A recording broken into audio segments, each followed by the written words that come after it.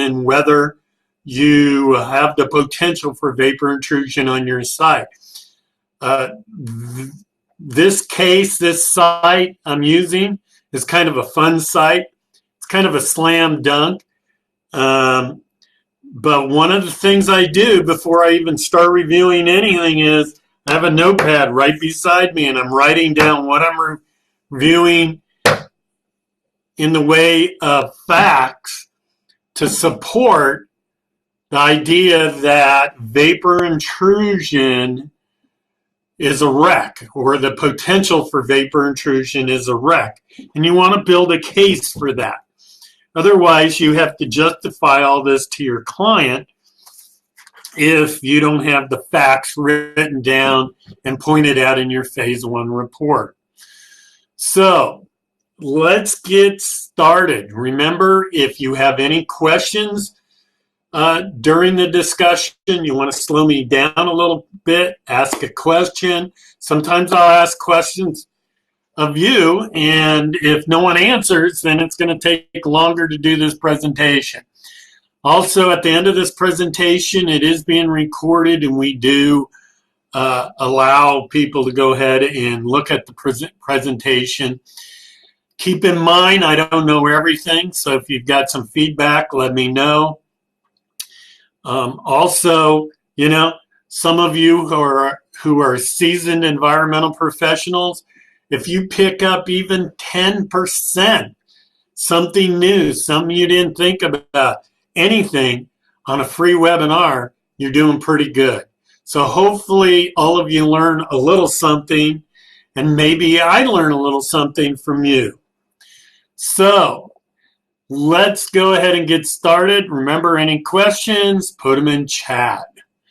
So the first thing we're going to do is we got a historical pack from ERS. Now, the order I review everything in is really dependent on how you do it, what you're comfortable with. But the first thing I think I like reviewing anyway is the Rec Checker Radius Search Report, because that's right away going to tell me a whole bunch of things. And so let's go ahead and review that report.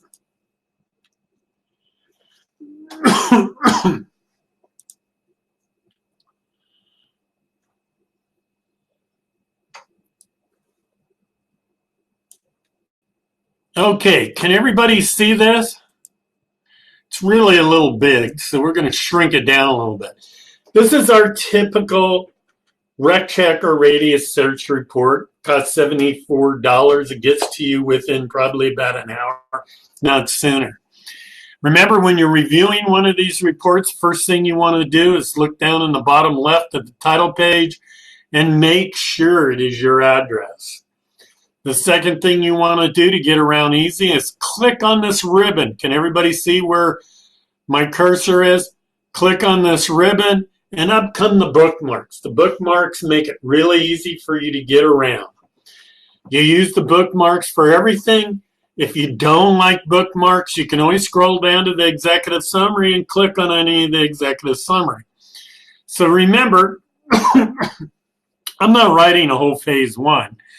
So all I'm going to do is look at this Rec Check report for the potential for vapor intrusion, or maybe vapor intrusion on the subject property, right? So the first thing I'm going to do is I'm going to go to the 16th of a mile radius map. Why are we the only database company that has a 16th of a mile radius map? And if we're not, let me know, please, because we do have that copyrighted. But basically, the 16th of a mile radius map allows you to get right down to your site and what's immediately adjacent. And in a really crowded area, like if you're in Boston, New York, Miami, Dallas, Houston, Los Angeles, San Francisco, it gets so crowded you can't hardly see where you're at. So the 16th of a mile map gives us good detail. And so right away, you pull up the 16th of a mile map, And you say, how does that do me any good in vapor intrusion? Well, first of all, it's all color coded. So right away, you've got yellow. Yellow means the agency didn't send us enough information or provide us with enough information to determine whether it was open or closed or a concern, the site. So you need to look at it. And our subject site is obviously listed in detailed 1. Green is good to go. Everything's peachy. You don't even really need to look at them. Red is bad to the bone, and we've got a bad to the bone site right adjacent to us. It's usually an open case, a spill, something that's really bad. So we're going to want to look at some of this for vapor intrusion. So let's really quickly go see what our site is listed for.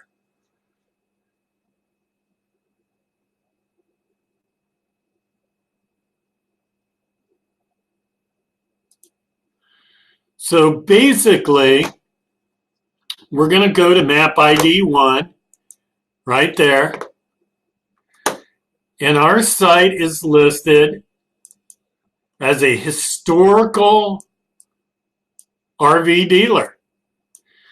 So ERS has the largest number of historical databases, and enough that we could probably do a separate historical report. But right now, it's provided in our radius search report. And this is historical RV dealers, one of 28 historical databases. And RV dealers, you know, they usually do repairs and that kind of stuff. They usually have petroleum-based engines and oils and greases and that kind of stuff.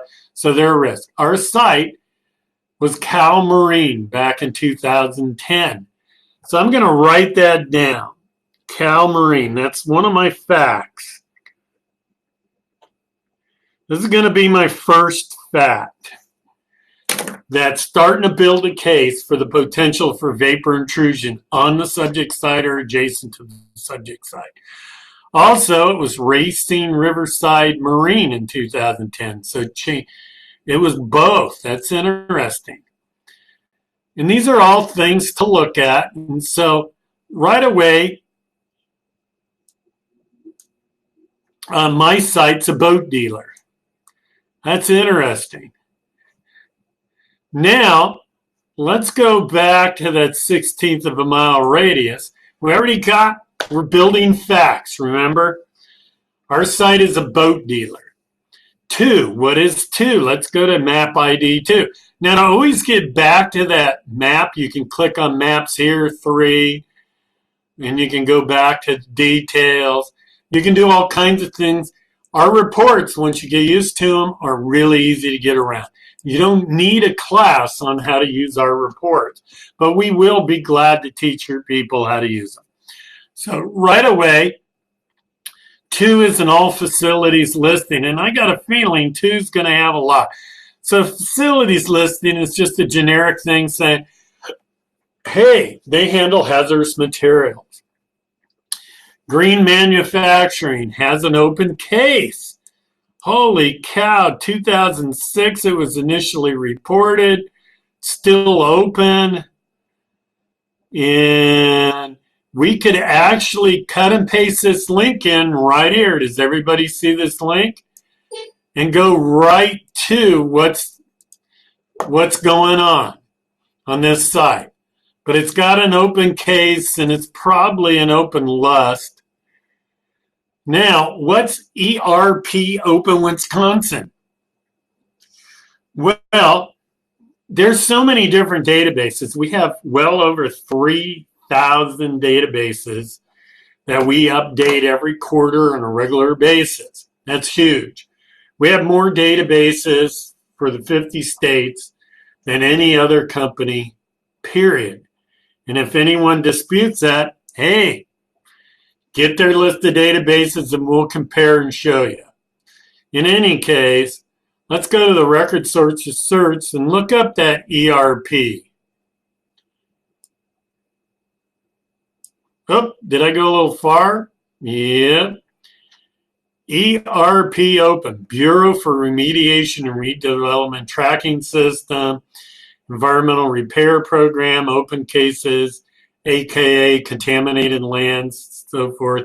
And if you wanted more details, you could click here if this is a recent report, because it'll have the more details about this agency up in a cloud. And we have this throughout the report to try to keep these things limited to, under 1,000 pages. Right now, this is 325 pages. And so we try to limit our reports by abbreviating and truncating some of the data so that then you can go look at it if it's necessary without having a huge, huge report. So, and this is a pretty big report. Most of our reports aren't this big. So in any case, that's how we find out what that is. Well, now I really want to go right back to the 16th of a mile map. And so basically, I got a fact that my site is a boat dealer, but I've got an open case on number 2. But that doesn't still, on number 2, tell me vapor intrusion, right? So am I getting vapor intrusion from this site? Well, let's click through these things.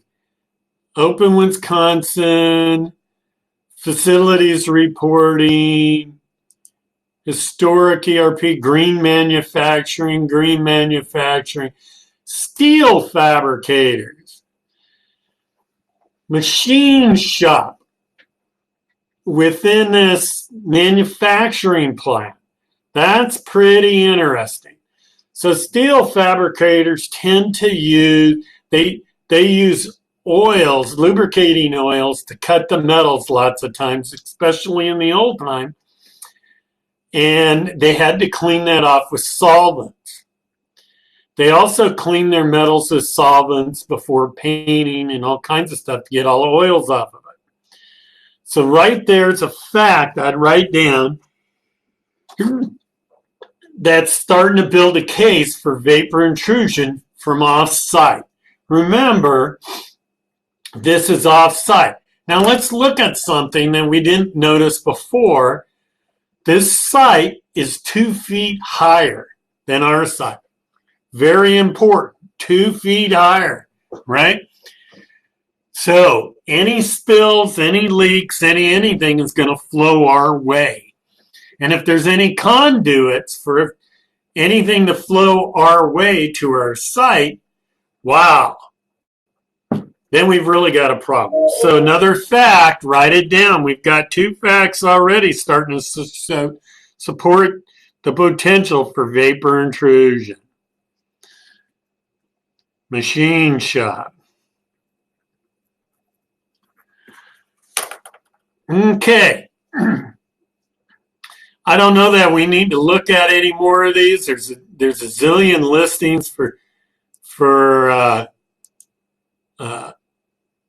map ID number 2, green manufacturing, and I'll tell you right now, they've had spills and stuff that haven't been completely cleaned up, and that's about it. So there isn't anything else, but I want you to note right over here, A1, there was a listing for A1.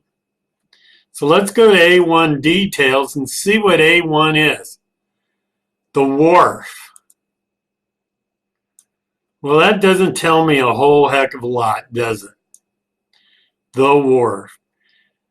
General liability clarification letter issued. That means they probably had an underground storage tank in 2000. The problem is I don't have an elevation thing there. So let's go back to the 16th of a mile map and let's look up 3. So 3, wow, it's 7 feet lower. So everything slopes right down to the water. This is 7 feet lower. And that's also Shepherd Plating Company. Everybody knows about Shepherd Plating Company. But does Shepherd Plating Company handle volatile organic chemicals?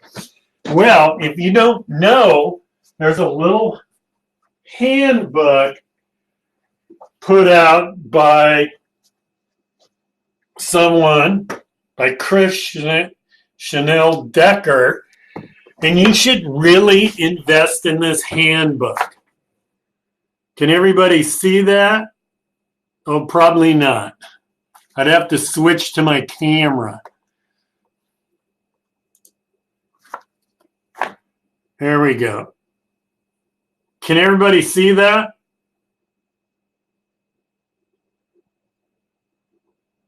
Anyway, it's the Handbook of Environmental Contaminants by Chris, C-H-R-I-S-L, Scheinel Decker, S-H-I-N-E-L-D-E-C-K-E-R. So if we look up metal plating,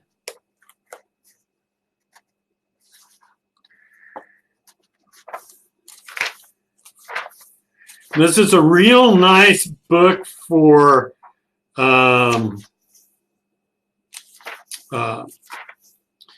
newbies, but it's also handy when you come across something you've never come across before.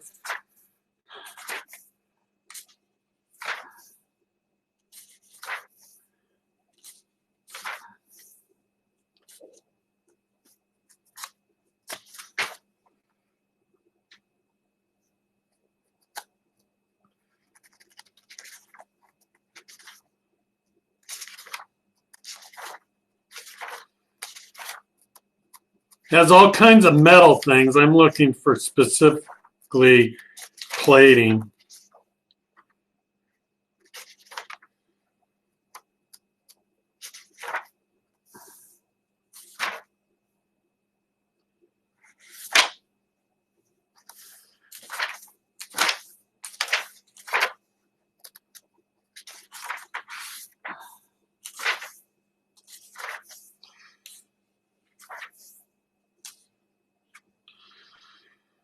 So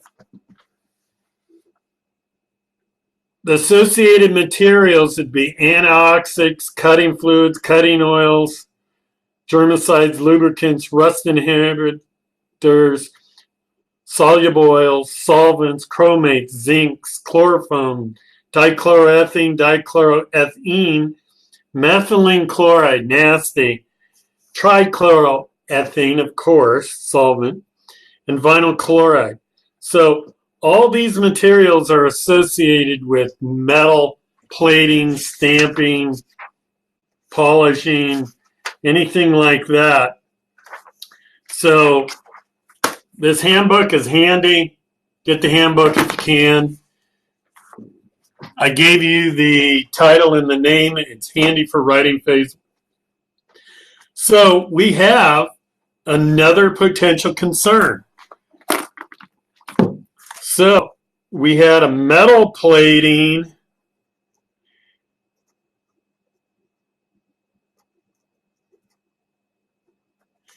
to the southeast of us. Now keep in mind, I just want you to note, obviously the contour of the land goes that way, and groundwater and everything else is going to always go to a body of water.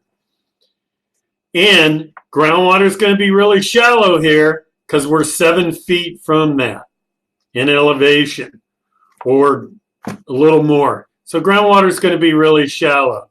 So groundwater flow and direction is going to be another fact for building potential vapor intrusion from green manufacturing.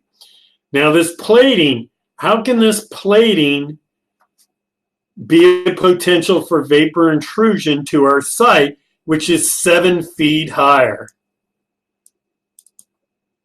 How is that? Can anyone tell me?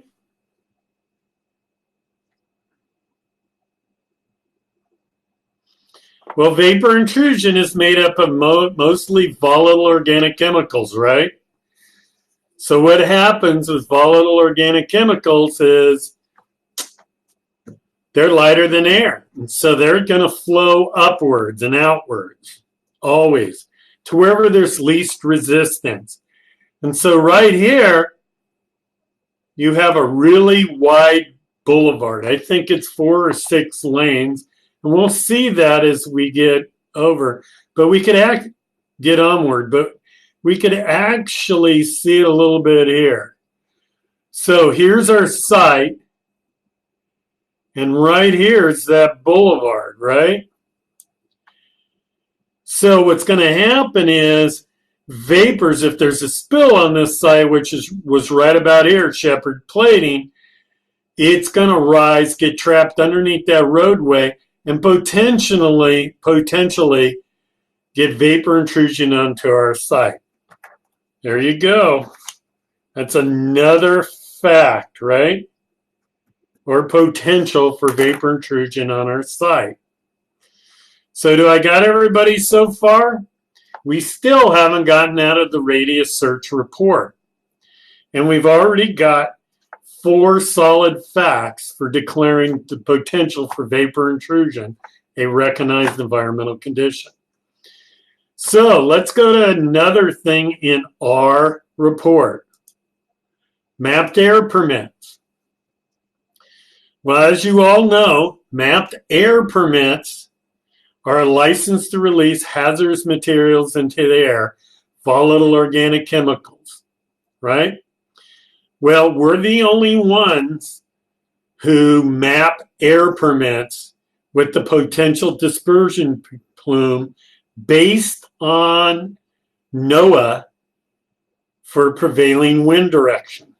Pretty cool, huh? Now, of course, the cone of dispersion and everything's dependent upon all kinds of things, but that just gives you a rough estimate and an idea, and it's potential dispersion. But really, what this map does is it says, hey, this site handles volatile organic chemicals. That's really, really important. That site is also upstream of our site, right? Now, it's quite a bit away. It's almost a quarter miles away. So it's probably not a concern. But we could go look at it and see what it is. It's Perfect Touch Cleaners. Well, of course, but it is almost a quarter mile away, and it's 21 feet higher. Groundwater shallow? Sure, it is potential. Probably not. It might be a reason to do a file review, but that would be a next step action on this site for later, because I think you're going to have enough facts bringing in Perfect Touch Cleaners. But, as you'll see later, that it may be important and come into play, and it doesn't hurt to mention it.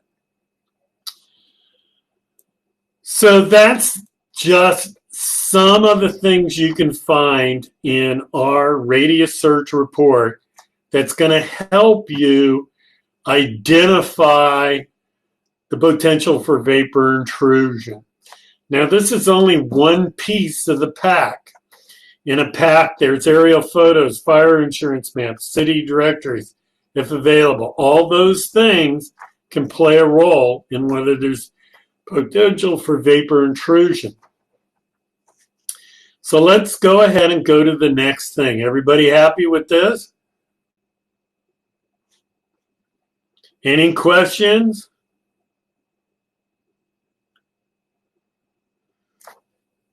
Okay, now normally I do aerials and topos next.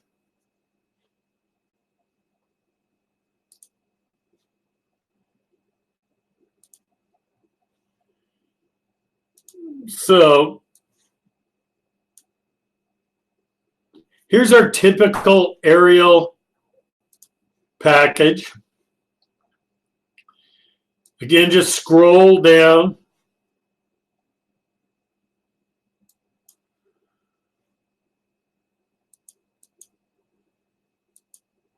Make sure it's your right site. It is Erie Street. And there's our site. Now I want you to note in this that we have all these red lines and numbers. Well, on multiple parcel sites, we like overlaying the parcel map. Makes it quick and easy for you to get to. Instead of putting everything in a light box, overlaying each other, and confusing what year and stuff there is, and you got to line them up sometimes. We don't do that. We provide you with either a red box around your site or a good parcel map if we can get a good parcel map. If you have a parcel map when you order, go ahead and supply it to us. But I want you to see in this, right here is our site. Goes right like that. So that's our site. And we're made up of, 7 or 8 parcel numbers. And so having this little weird spot right here,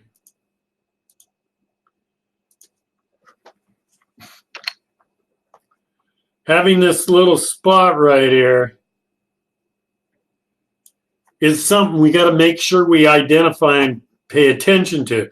This site right here where my cursor is in our site. So right away I'm looking, our site's boat. Aerial photo boat dealer. Another fact. No, I don't see any heavy staining, but I see a lot of frickin' boats. Okay, up over here is our green manufacturing.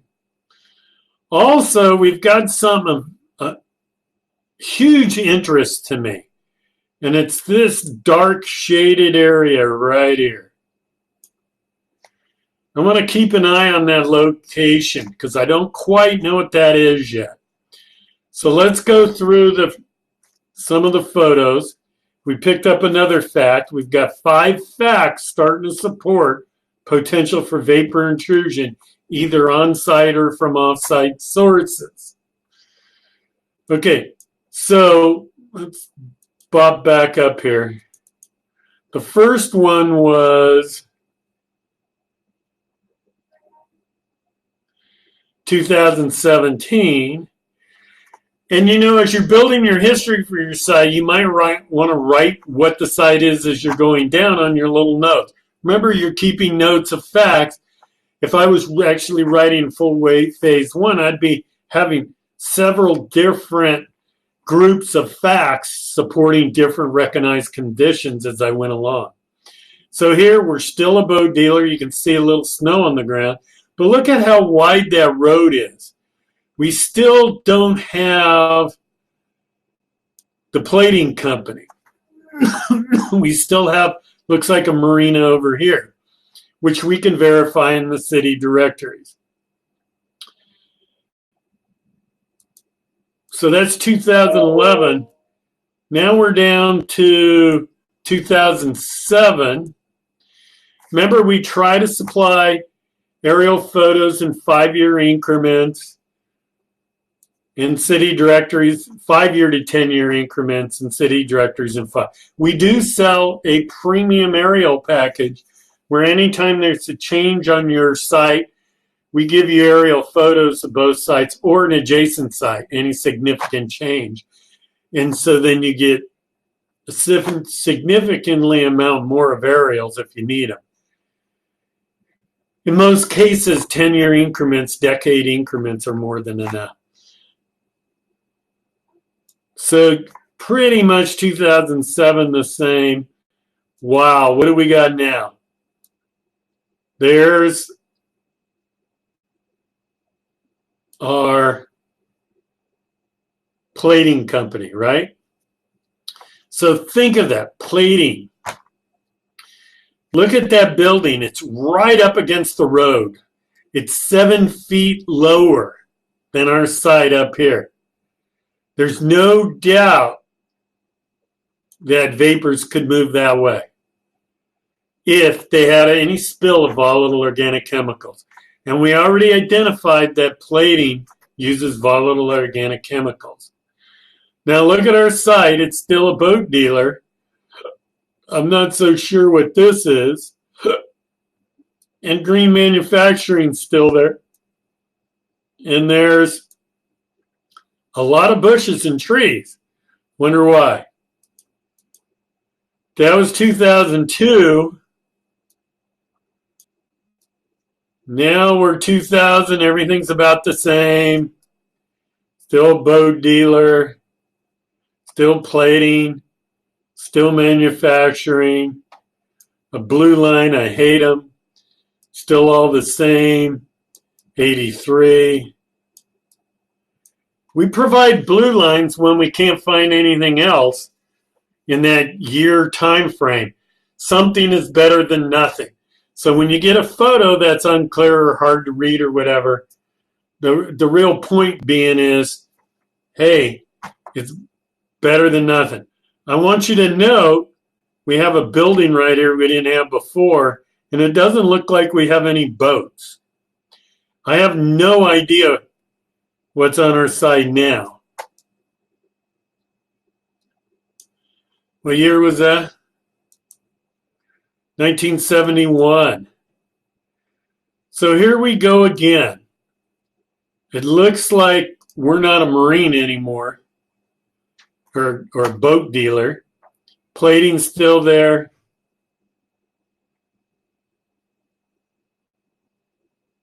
Manufacturing's still there. But look at this. Whatever that was right there is now cutting into our side, right in the middle of our side, instead of going down to here. So that's pretty interesting, right? That's something we should keep an eye on, because this may be a pathway for volatile organic chemicals from green manufacturing.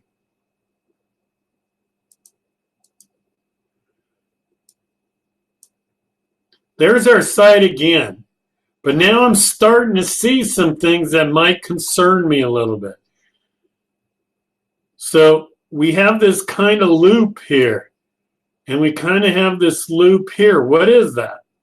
No idea. Green manufacturing's still there, but the plating is gone. So the plating's no longer there in 1937, fairly recent. So now that's our aerial photos. We had pretty good aerial photos. We got a USGS map. The quality of USGS maps stink always. So the real question about USGS maps, because their resolution and stuff, especially in the older ones, isn't very good, we just put a red box around it showing our site. And here we can see green manufacturing still there. The rest is red. It just means it's commercially or residentially got a lot of buildings on it. So there's our site again, nothing new. We can obviously get the elevation of our site really easy. You can also see that the elevation flows that way towards the river. But still, we don't have anything new in this. Now, what do we see? Someone tell me what you see inside that red box. Come on. Anybody awake out there? Tell me what's going across our site. A canal. Okay, probably a creek, but a canal sounds good. Right across our site. So what's the problem with that? A huge amount of things. Number one, it's been covered over. Probably got a culvert going under our site. But they probably didn't dig up the old creek bed, and that's still conduit for any kind of hazardous materials spilled on green manufacturing here. Big, big deal. Fact number 6. Creek covered from green manufacturing through our site. This is bad. This is really bad to the bone. We already know we've got spills at green manufacturing. We've got leaks. We got open cases. We know they use volatile organic chemicals. Boom, you got another fact for potential vapor intrusion to our site.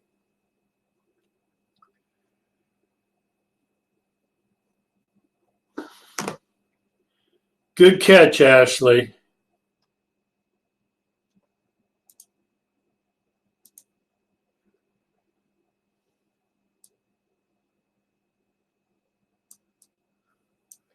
So there it is again. That's 1892. So pretty cool.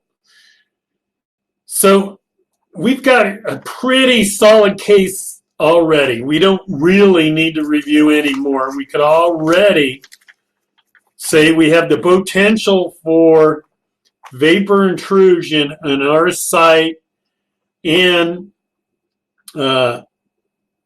from the adjacent site to the northwest of us, green manufacturing. But let's go ahead and look at the next thing I would look at.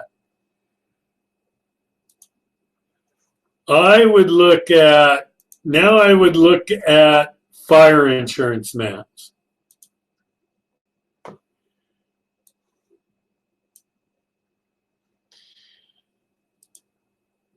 So we provide what's called a hybrid fire insurance map. We take fire insurance maps in just a block or two around your subject property, and we pull them out, we revamp them, we make them a certain color, and we put a parcel map over the fire insurance map so you can find your site easily. And so our first fire insurance map is a 1969. Now keep in mind, you got to remember, our site goes like this. Okay? What do we have on this fire insurance map in 1969? We have a spur line running onto our site. We have a machine shop right here. Remember that building we saw? Machine shop. Interesting, huh?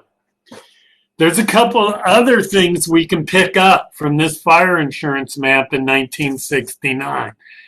We've got electroplating.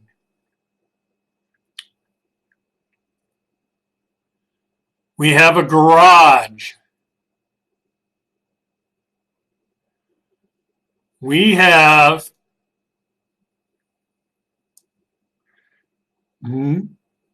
repair, paint, spray booth. So it says auto body and paint. We have a spray booth, auto body repair and painting. Think about that. Volatile organic chemicals, paints, thinners, all kinds of things. Here's our 7th fact for subject property for VOCs. 8's going to be electroplating on the fire insurance map. 9's going to be in the southwest portion of our property. There was a machine shop. They use volatile organic chemicals.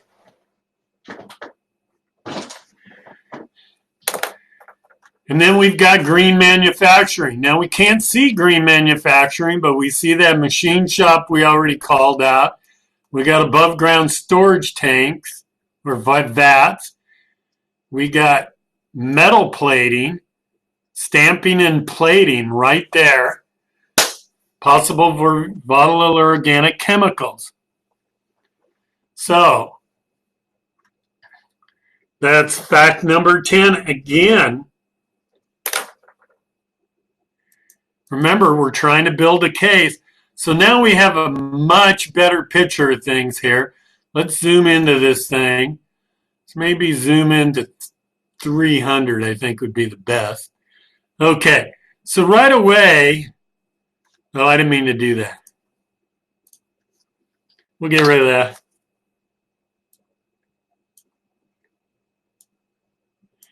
Right away, again, we can see the machine shop.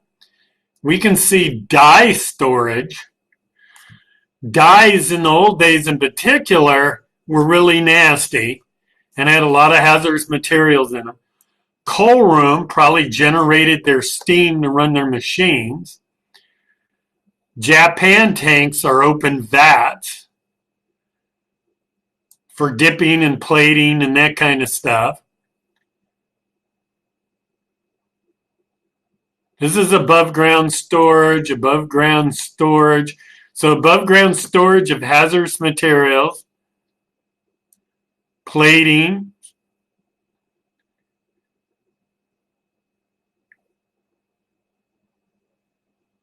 transformer,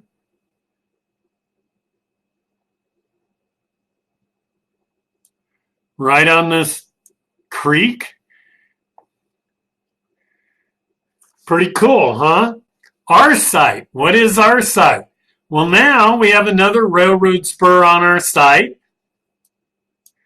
and it's Racing Fuel Company. So back in those days, it was probably coal and maybe fuel oil. But both those could be a concern for leaching volatile organic chemicals into the ground.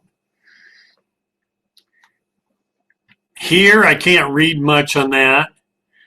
But here again is our spur line.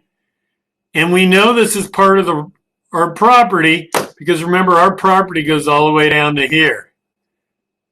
And adjacent to us was another fuel and supply company. I like this one right here because right next to it, they had 8 delivery trucks for lager storage. So they delivered beer.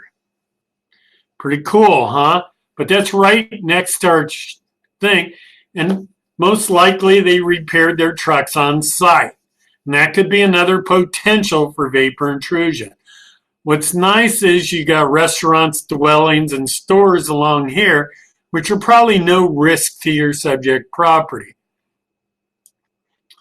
So we got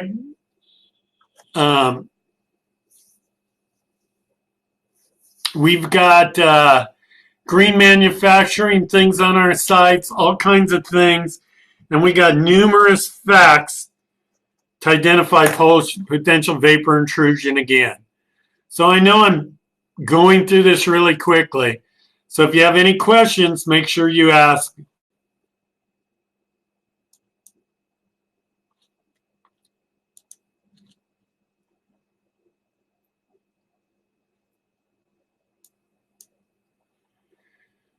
Okay, so let's go. Let's see, that was 1951. Let's bop down to the oldest one. I like this one.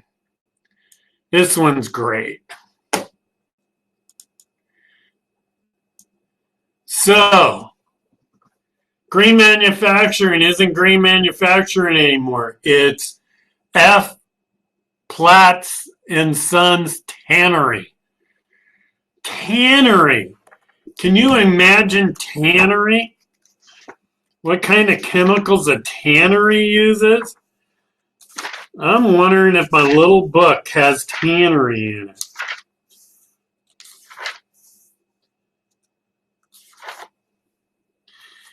Tanning.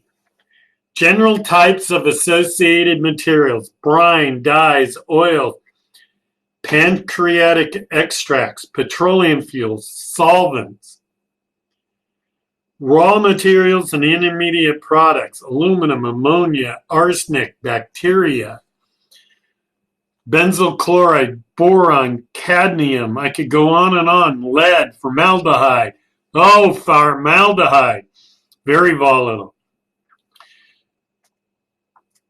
Ethylbenzene, toluene, xylenes. My gosh, volatile organic chemicals. And what do we have right here? Boom. Going right under our site.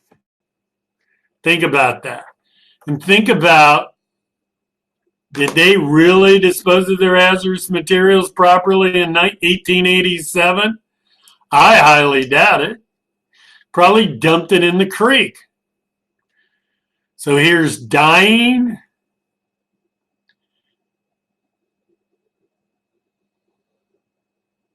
Here's all kinds of stuff. Vats and drying, scouring. vat, dipping vat.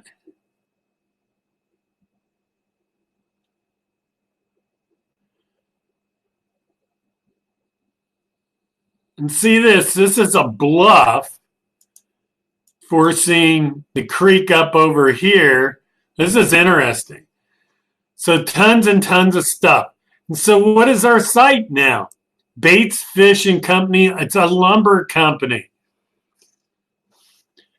So I've got a couple questions. No problem on the book. What is the difference between USGC maps and aerial photos and fire insurance maps? You mean the soils maps, or I'm not sure what kind of maps you mean. The topo maps? I don't know what I guess I don't know what a USGC map is. But aerial photos are usually taken by a government agency or a private company, and we get copies or view them or whatever and put them into your aerial photos thing. Topo maps are topographic, of course. Fire insurance maps have detail that note if they're available, and they're only available in very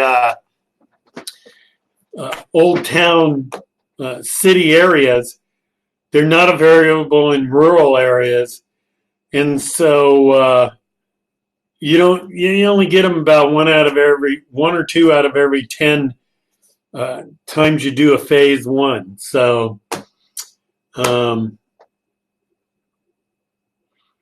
but the difference in a regular aerial is, whereas a USGS map has all kinds of marks in the line, you get to see exactly what's on the site at that time. Keep in mind, you can only see the roof. Staining is really hard because it could be shading, all kinds of things. Fire insurance maps were used in the old days by insurance companies for rating insurance.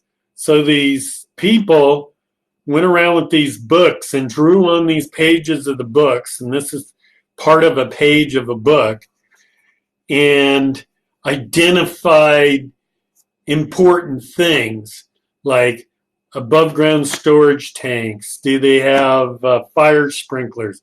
What is the building made of? Wood or that kind of thing. And that's what they mainly identified. They didn't necessarily identify anything else. And so you can pick up things like automotive or service station, or in this case, we've got a lumber yard on our site. So that's the difference. Each different historical product provides you with different information. So one thing on a lumber company, what is a big concern about a lumber company? Can anybody tell me? What's a big concern on a lumber company, especially a really old lumber company? And this is a really old lumber company because this is in the late 1800s, right? So can anyone answer me that?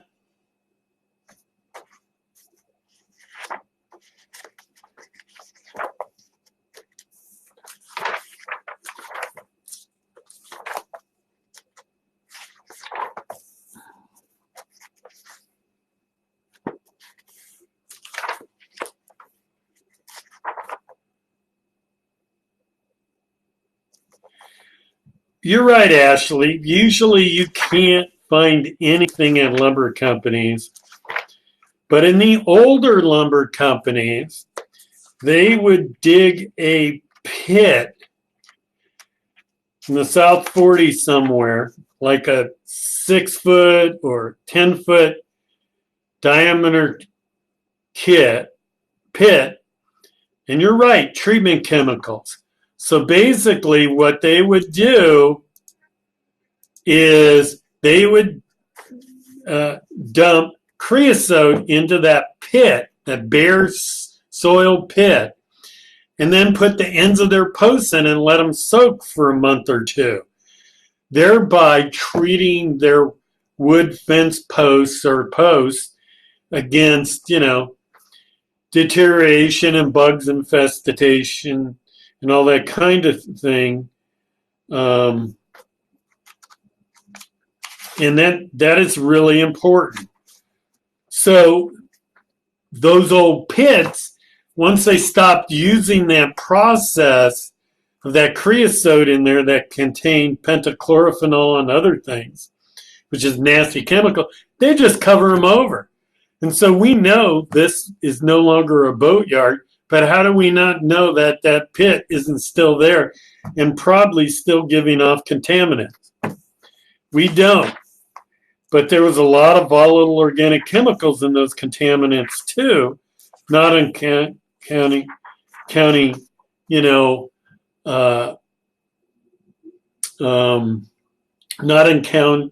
not counting, soil contamination that could have caused and all kinds of other things.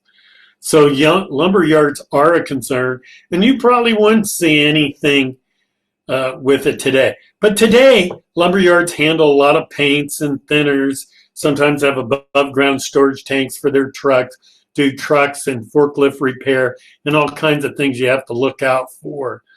So, but if they've been around a long time, just about every lumber company I know 30, 40, 50 years ago or longer treated their post in a pit in the South 40 on their property.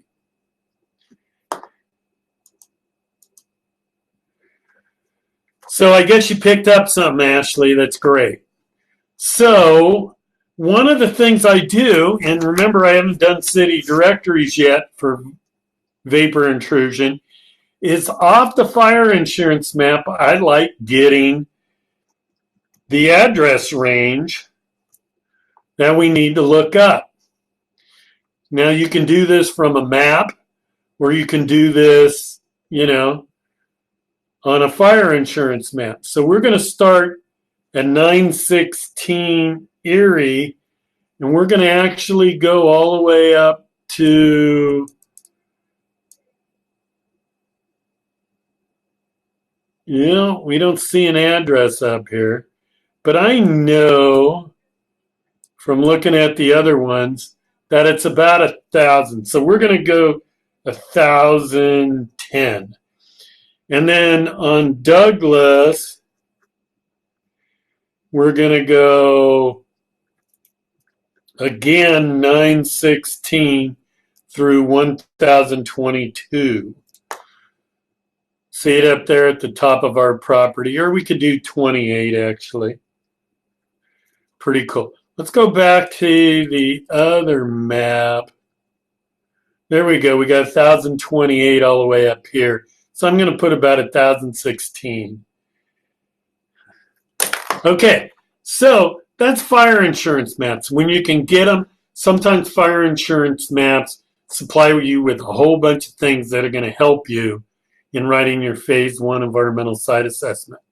Keeping in mind, it's all these things added together that give you confidence that you build all these facts. So we picked up a bunch more facts. We're up to fact 11, justifying that vapor intrusion is a potential both on our site and from off-site sources onto our site. That's really, really important to identify. Okay? So if there's no further questions on the fire insurance map, what's a South 40?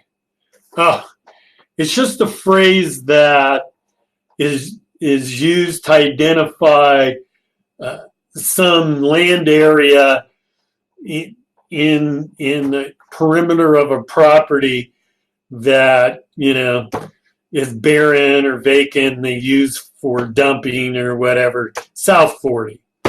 So like if your office was on the southwest corner of an acre, and I said the northeast 40, it'd be in the northeast corner of that property. It's just a phrase. Good question, Ashley.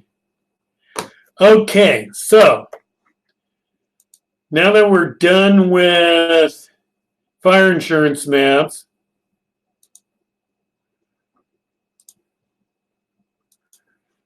we're going to look at the last thing, but I think before we look at city directories, we're just going to really quickly show you a really crazy air plume map.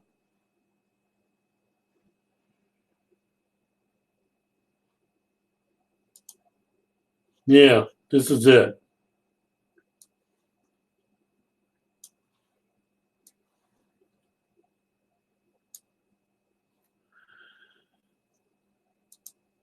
So this air plume map is just crazy. Check it out. So would you want to build residential or live in an apartment in this mass right here?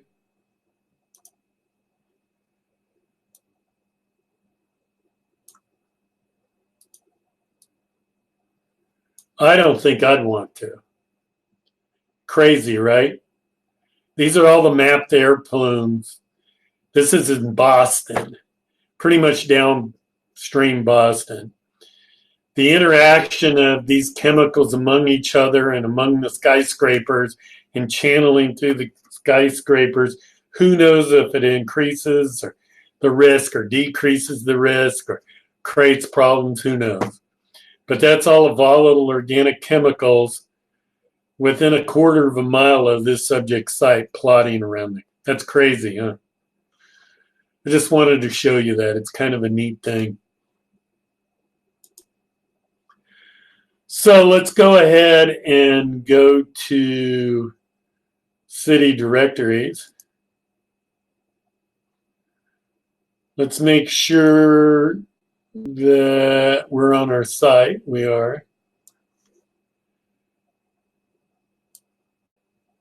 So this is our typical city directory report. And remember, we have already got the addresses.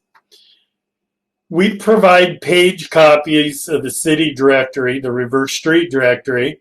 We also do a list format, and we are coming up with some new products that'll even make it easier for you to do your phase ones, but they're not completely out yet. But these are pretty easy to use. So this happens to be 2017. Remember, we're only looking for vapor intrusion. So here we got right away, we have Erie Street.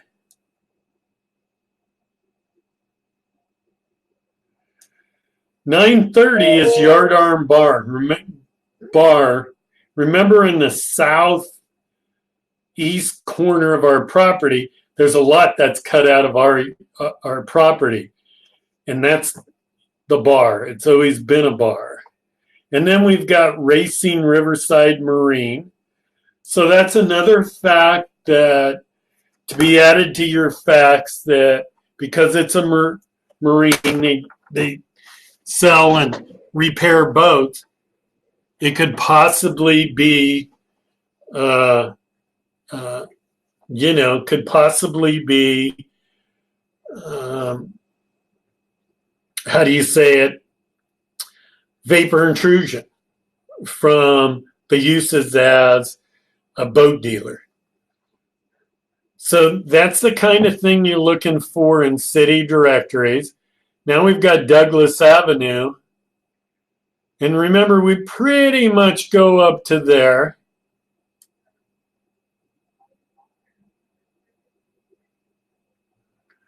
So we don't really get a lot out of this. It doesn't have our green manufacturing. It doesn't have, and remember, city directories, kind of like fire insurance maps, they don't show everything. They only show what people respond to. In this case, obviously, green manufacturing didn't respond to it. Let's get back to 69, and let's look at Erie Boulevard right here. So we got Erie Boulevard. Remember, there's that beer wholesaler. Remember that had the 8 trucks?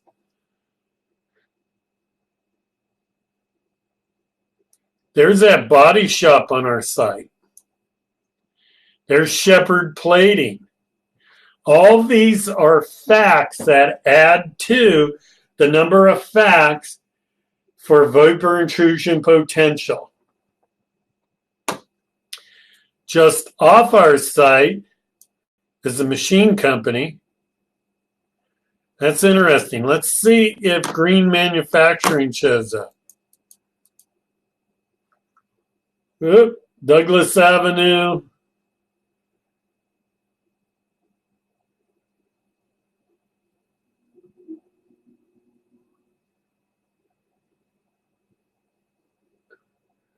So we actually have manufacturing company on that site, but we also have green manufacturing, which is made up of all these companies right there. And there you go. So there's another fact for your vapor intrusion in city directories. And you could go on looking for industries and stuff that are adjacent and next to your site through all the different years. And what's nice is it gives you all this history, and you want to provide your client with as many facts as you can, because what happens with these facts, it makes it a lot harder for your client to argue with you that this shouldn't be a recognized environmental condition. It should be. And my recommendation, if I was to write this, would be to sample the site, and I'd sample the perimeter soil and groundwater in the very center of the site where all the marine engine repair was all the time and auto body. And I'd sample it for vapor and volatile organic chemicals and see if anything comes up, because there could be a huge risk to the site for any kind of vapor intrusion into any of the buildings or on site. And so your job is to protect your client who you're doing this phase 1 for. And so you need to identify it. So that's pretty much it, guys. I pretty much went through everything. We came up with a zillion facts. I probably could have come up with a whole lot more things or items, but this was kind of a fun one, kind of easy to identify vapor intrusion. They're not all this easy, but the idea is, like anything you do, anytime you're building a case for any wreck, you're gathering all the different facts that are going to draw you to the conclusion that it's a recognized environmental condition. In this case, the potential for vapor intrusion on this subject property and from adjacent sites onto this subject property, the potential is definitely there. And so there you go. Any questions? I think we covered part 2 of vapor intrusion.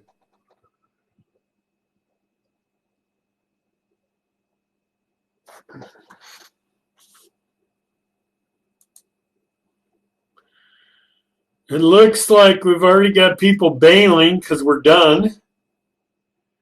You're welcome. If there's anything else I can do, let me know. You got any questions, let me know. If you're not a client of ours, we hope you become one. And, if you'd like us to do this presentation for your crew or whatever, let us know. If you got any peers, please recommend them. And we'd like to see you at the next webinar. Thank you very much. Everybody have a good day.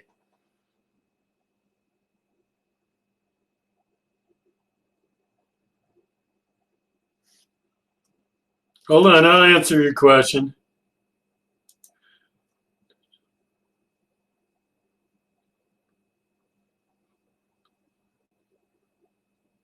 Yes, sampling is phase 2. Phase 1, by ASTM standards, has no sampling. Anything after phase 1 is phase 2.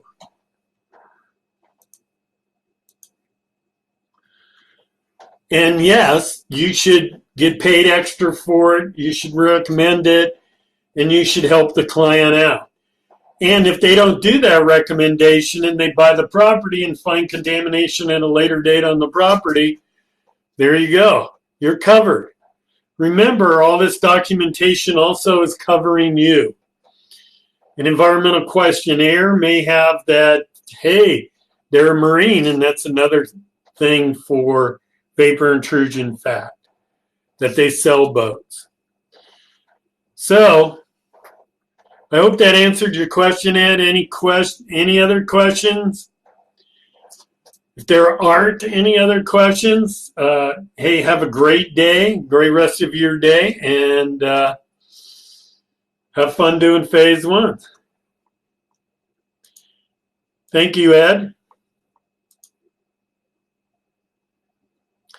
Keep in mind, if you're one of our clients, if you ever have a picture of something, an unknown feature, you don't know what it is, a report you don't understand it or whatever, send it to me. We can talk about it. It won't cost you a thing, and I'll give you my 2 cents worth.